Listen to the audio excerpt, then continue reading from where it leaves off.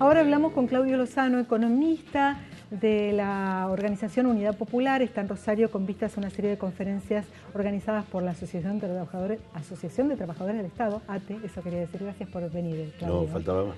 A nuestro programa. Bueno, obviamente ayer estuvimos acá reunidos, sentados y hablando con tres representantes de tres gremios de la ciudad de Rosario, bancarios, SMATA y mercantiles, todos muy preocupados por la cantidad de suspensiones, por la cantidad de despidos que hay a nivel nacional. ¿El modelo cierra con desocupación, como decía Cristina ayer? Yo creo que este tipo de enfoque en materia de política económica entiende a la recesión, es decir, a la caída de la actividad económica y a la desocupación como una necesidad para corregir la economía. Es bueno tener en claro que no se trata de un accidente, es una política que produce este efecto. Acá nosotros hemos vivido en apenas 7 meses un proceso brutal de redistribución de ingresos. Ese proceso ha implicado no solo una política de despidos sobre el sector público, sino también un deterioro muy grande del poder adquisitivo de los salarios, de aproximadamente un 12% en el curso de los primeros 6 meses. Hay una caída similar de las jubilaciones y del poder adquisitivo de los planes sociales en el mismo tiempo. Y eso sumado al tema de la parálisis en la obra pública y consecuentemente despidos en el sector privado, ha dado como resultado un deterioro de las condiciones de vida de la población, un aumento de la pobreza en aproximadamente 2 millones de personas y un hundimiento del mercado interno en un contexto de apertura de la economía y suba de las tasas de interés. Ese proceso es un proceso que genera recesión y que desde esta política económica son las condiciones que permiten bajar los costos laborales y bajar o en todo caso moderar la evolución de los precios o la inflación. Así que estamos en una política complicada en ese sentido. Yo creo que además el domingo hubo una movilización muy importante que salió en el día de San Cayetano, desde Liniers a Plaza de Mayo. En el día de la fecha hay otra convocatoria importante de distintas corrientes sociales y sindicales también a Plaza de Mayo, y el próximo 11 hay otra movilización importante de todo el espacio de los sectores estatales. Consecuentemente, yo creo que la sociedad argentina le está diciendo con mucha claridad al gobierno que no hay condiciones para avanzar en esta dirección. Es más, yo creo que la parálisis que hay con el tema de los tarifazos, sobre la base de las presentaciones judiciales y los límites que se están poniendo, es un indicador más para que el gobierno revise una estrategia que no nos lleva a ningún lugar. Lozano, ¿usted define a esto que se está viviendo como una economía de corte neoliberal que se emparenta con los 90? Y segunda pregunta, ¿se puede hacer una transición tan rápida en 8 meses de una economía de centro izquierdo más proteccionista a una economía de corte neoliberal, si es eso lo que estamos viviendo? Yo creo que estamos, obviamente las orientaciones, los enfoques que caracterizan a quienes gestionan la economía hoy tienen puntos de contacto con la experiencia de los 90 e incluso con la experiencia de Martínez de Oz y la época de la dictadura, en términos de enfoque y de pensamiento. En ese sentido, el cambio que se ha dado no ha tomado en cuenta el cuadro social de la Argentina, porque la verdad es que poner en marcha un proceso de redistribución de ingresos, caída del empleo y deterioro del poder adquisitivo, uno podría hacerlo en un país donde las condiciones de vida estuvieran absolutamente resueltas.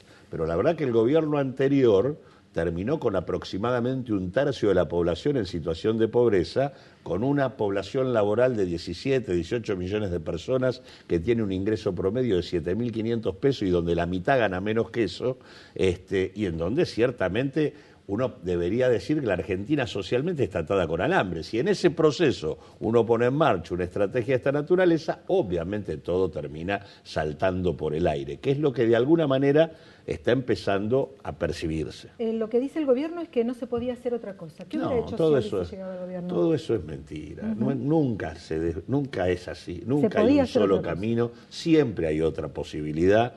Y yo creo que además yo creo que Macri se confundió, A Macri se lo votó una cantidad muy importante de argentinos para terminar con el gobierno anterior.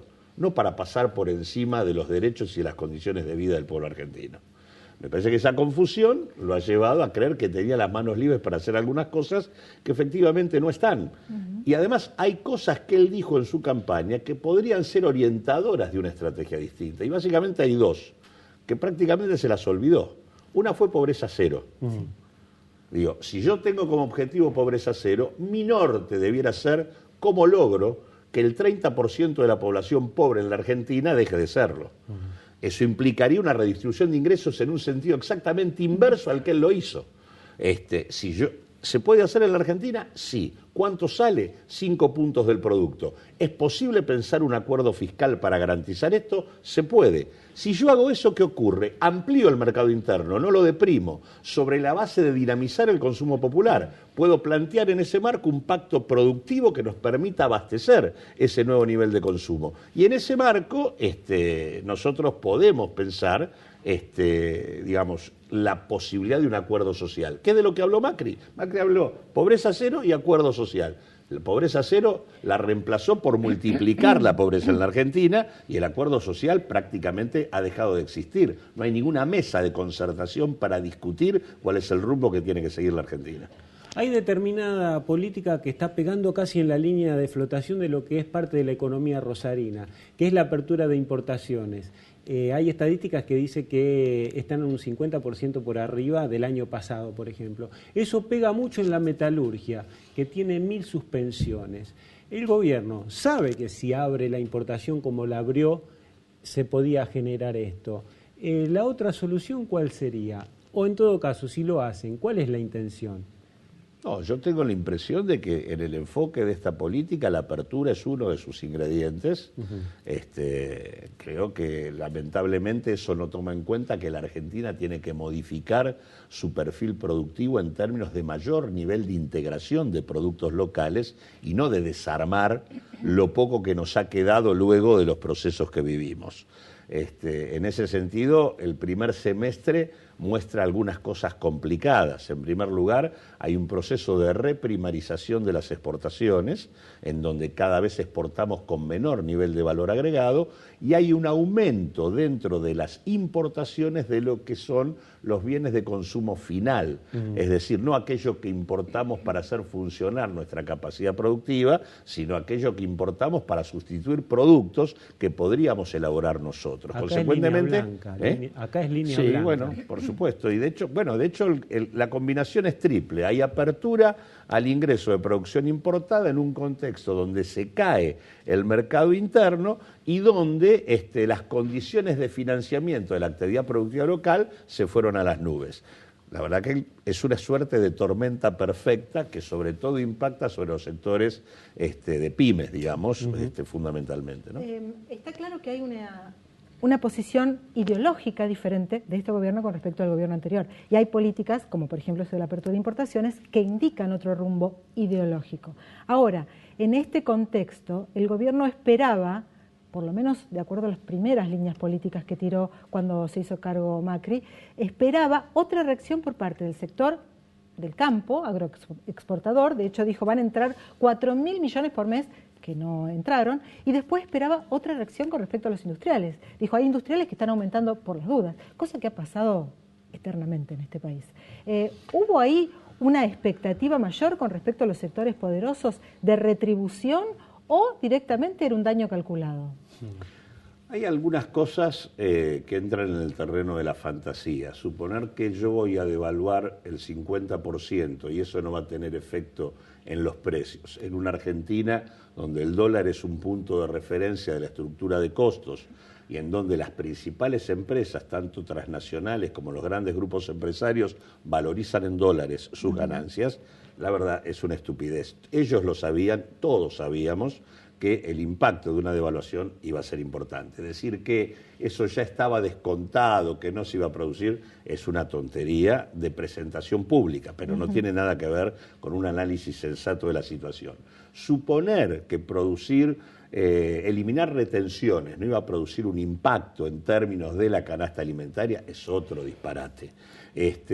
Si además todo eso lo hago sin ningún tipo de regulación sobre el funcionamiento de mercados que son concentrados, donde hay actores que tienen capacidad de definir por sí mismos qué pasa en el mercado con sus precios, también es un disparate. O sea que en realidad todas estas cosas son mentiras. Ahora, después hay sí otras cosas que son fantasiosas, digamos, que tienen que ver con decir, si yo hago todo esto voy a tener, por ejemplo, acuerdo con los buitres y el financiamiento que voy a tener va a tener tasas sumamente más bajas. Mentira, se acordó con los buitres, se les dio todo lo que pedían y las tasas en realidad siguen siendo altas. Pero por eso preguntaba si era un daño calculado, porque hay como una política, a todas luces parece ser ensayo-error. Hay una parte de daño calculado, en el sentido de que sabían que la redistribución de ingresos que hacían iba a producir el efecto que produjo el deterioro del poder adquisitivo.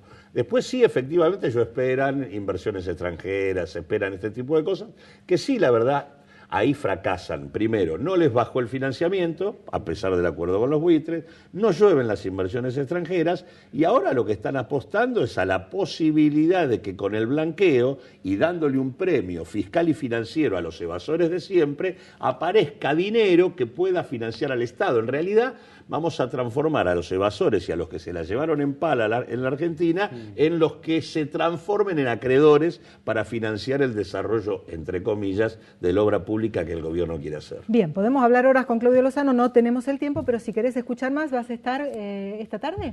¿Esta tarde dónde estamos? 18 horas en ATE. En ATE, en San Lorenzo al 1800. Ahí está. Si querés escuchar más, entonces Claudio Lozano esta tarde, 18 horas en ATE. Gracias por venir. No, gracias a ustedes.